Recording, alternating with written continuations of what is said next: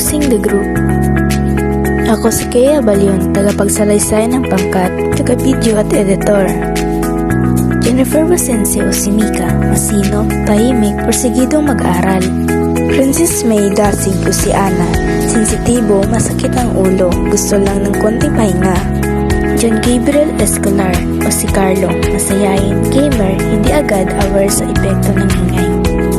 Jared Endong, Jersey Paulino at Lilia Montesa o mga kapitbahay, masayain, mahilig mag-videoke. John Paul Mayordo, maingay sa labas ng bahay, sumasali sa mga laro ng bata. Marinel Abani, kasama sa sigawan pero may malasakit din.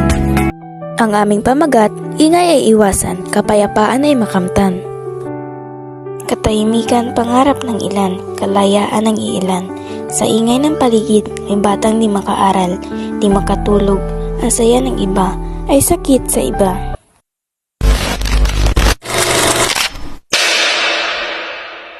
Si Mika nakaupo, nagre-review, habang si Ana naman ay nakahiga sa mesa ng kanyang upuan. Masama ang pakiramdam. Si Carlo ay naglalaro ng Mobile Legends. Kasama ang mga klase, maingay at sumisigaw. Enemy legendary, enemy double kill, enemy triple kill, enemy maniac.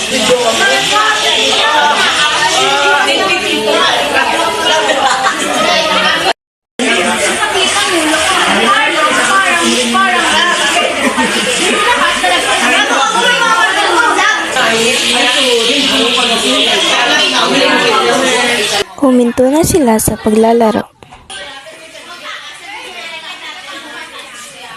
Buti na lang, Carlo, alam mo na mahalaga ang respeto sa loob ng classroom.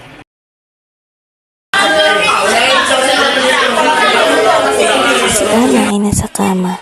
Makikita ang pagod na mukha. Mamahinga sana pero hindi maiwasan ang ingay sa labas. Sana kahit ngayon, kahit ilang minuto lang katahimikan. Yun lang ang hinihingi ko. Masakit ang ulo ko buong araw. Gusto ko lang matulog kahit sandali. Pagkasambit niya ng huling salita, biglang sumambulat ang ingay mula sa kapitbahay. Malakas ang medyo.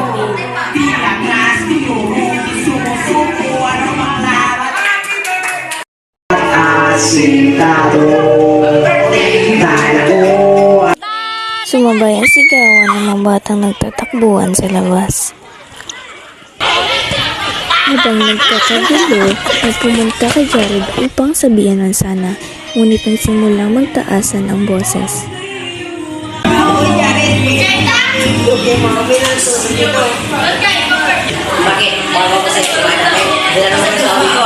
Sama ang magsaya pero paggabi na, halos araw-araw ka na lang nagbibidyoke. Mauwi sa palitan ng sigaw, lumalakas ang tensyon. Hindi na ito simpleng kasiyahan, kundi kaguluhan na. Nakapikit si Ana, pilit na rin maging kalmado. Hindi lang pala ako ang pagod, pati sila nagsisigawan na dahil lang sa videoke. Sinabayan pa ng pagdedesko sa gabi. Pati na naman sa gabi, hindi ba nila naiisip ang kasiyahan nila nagiging gulo at kami na tahimik lang pero higit na nasasaktan. Pagmumuni at realisasyon.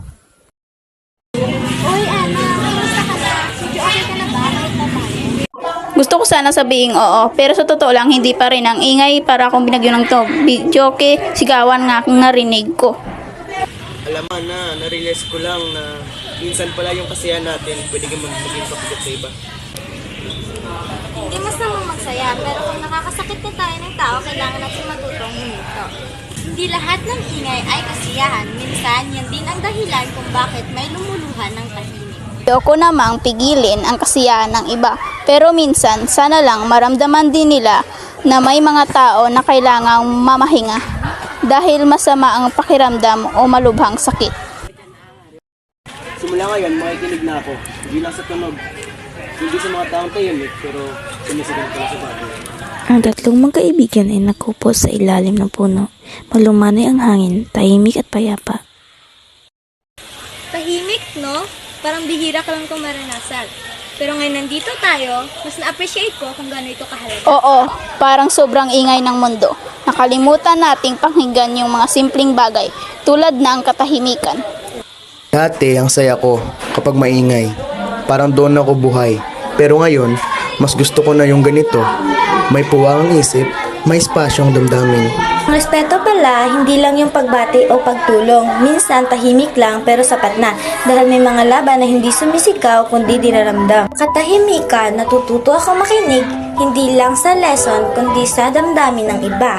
Di ko man masabi palagi, pero ang bawat katahimikan na binibigay mo gamot siya sa pagod na hindi mo alam meron ako. Sa simpleng pagpatay ko ng cellphone, may respeto akong naipapakita at doon ako nagsisimulang maging mabuting kaibigan. Ngayon ko lang na-realize, minsan ang pinakamabuting yanta maibibigay mo sa iba ay ang katimikan. Ang saya minsan, kailangang sabayan ng damdamin kasi ang tunay na ligaya hindi sumisigaw, nakikiramdam. Tahimik na paligid. Tahimik ang isipan. Sama-sama sa solusyon. Iwasan ang polusyon ng ingay. Minsan, ang pinakamalakas na paggalang ay hindi pag-istorbo. Aking inuulit, ingay iwasan, kapayapaan ay makamtan.